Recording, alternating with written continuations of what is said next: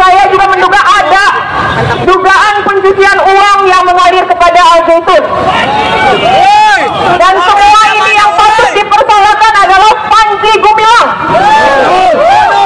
Panji Gumilang sudah bukan Islam lagi menurut saya, karena mengajarkan hal-hal yang sesat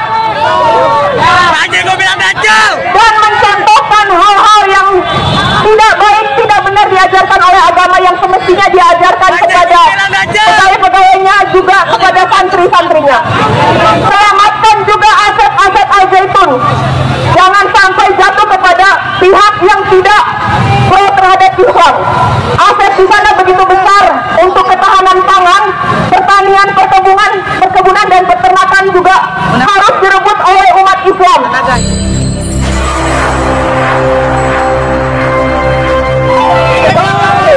Jadi kalau ngeluarin anaknya sesatnya, Panji geblek.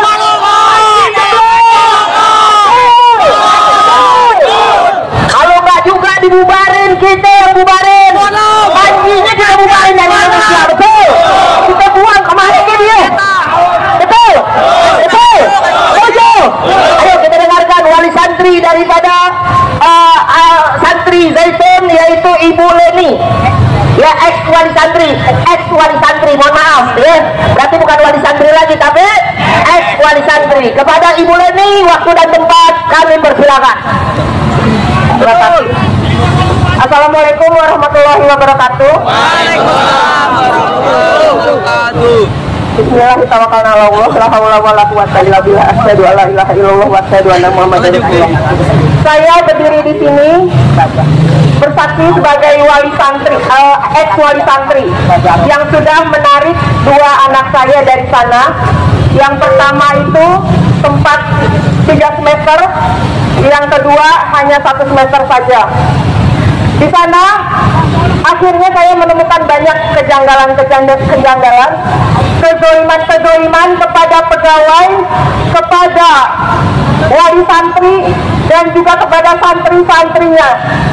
Dan mereka karena wali santri dan juga pegawai-pegawai sudah mendapatkan doktrin sami'na wa ata'na yang salah dari Panji Gumilang, maka mereka harus menurut apapun yang diperintahkan, yang disuarakan oleh Panji Gumilang.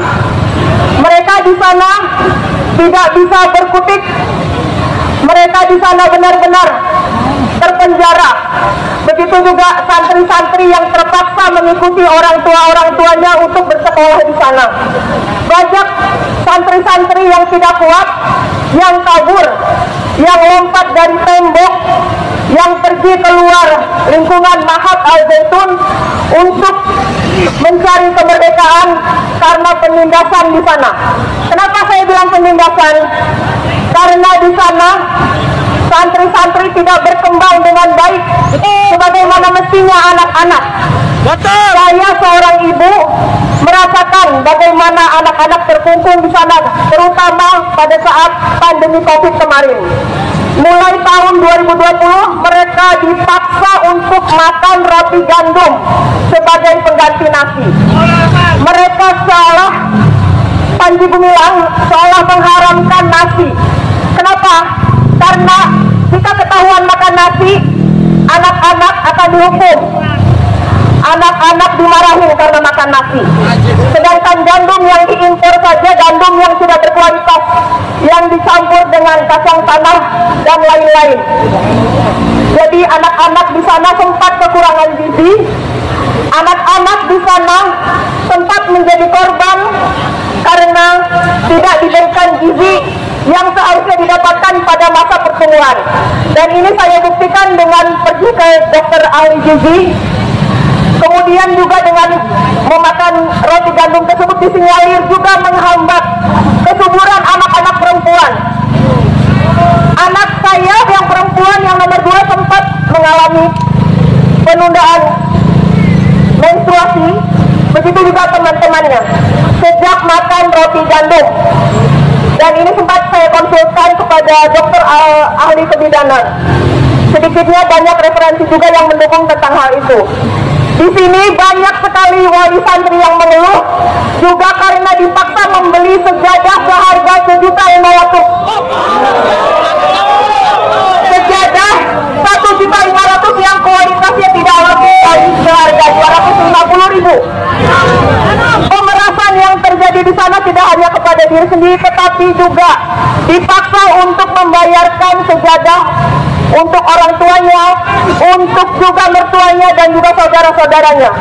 Woi, mending sunako kenai. Sejadah dibuat untuk saf salat berjamaah yang berjarak. Hingga saat COVID sudah selesai pun mereka masih melakukan sholat yang berjarak. Entah mereka melaksanakan perintah dari mana. Dan di sini saya begitu merasakan sekali pada saat Panji Gumilang terkena kasus pelecehan yang dilaporkan oleh saudari Kartini, yang saya sendiri ikut serta mendampingi Kartini ke Polda Jabar pada tahun 2021. Saya sendiri sempat bertabayun kepada almarhum Pak Rufial Basri, yaitu suami Kartini, yang ternyata adalah orang dekat Panji Gumilang. Di situ Rufial Basri membeberkan segala sesuatunya tentang Panji Gumilang, termasuk juga yang menyatakan dirinya mengaku sebagai Tuhan. Panji Gumilang sudah mengaku sebagai Tuhan di sana, diceritakan oleh almarhum Rufial Basri.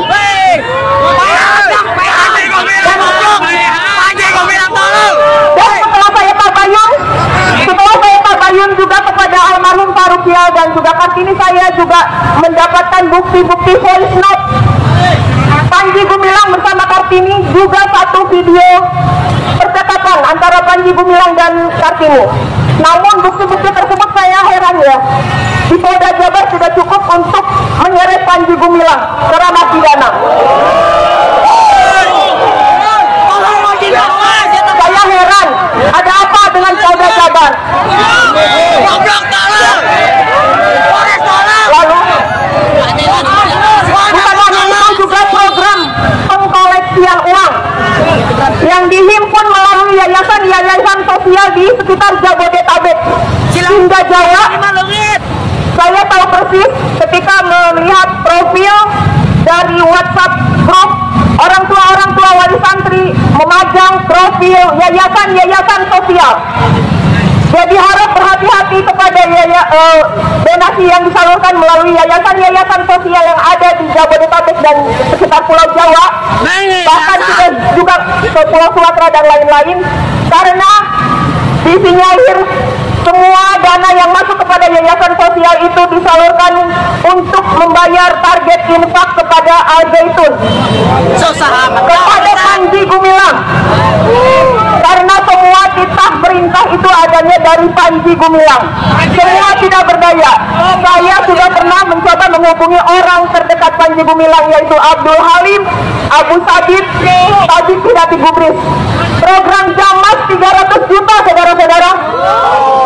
Makanya mereka gencar mencari dana lewat yayasan-yayasan sosial.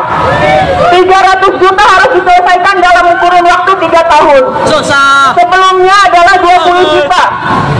20 juta tidak seberapa dibanding dengan 300 juta, sampai yang bekerja di yayasan-yayasan sosial hanya punya rumah dipetakan, tapi bisa sanggup mendanai 1 bulan 7 juta. Itu baru istrinya, suaminya juga 7 juta. Jadi saya juga menduga ada dugaan pencucian uang yang mengalir kepada Al Zaitun. Dan semua ini yang patut dipersoalkan adalah Panji Gumilang. Panji Gumilang sudah bukan Islam lagi menurut saya, karena mengajarkan hal-hal yang sesat dan mencontohkan hal-hal yang tidak baik, tidak benar diajarkan oleh agama yang semestinya diajarkan kepada pegawai-pegawainya, juga kepada santri-santrinya.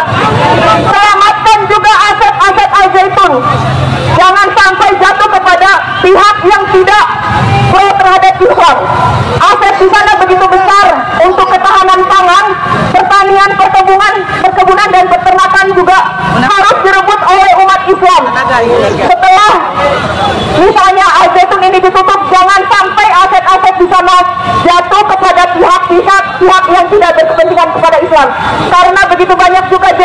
jenderal yang menginginkan aset-aset tersebut jatuh kepada kelompoknya.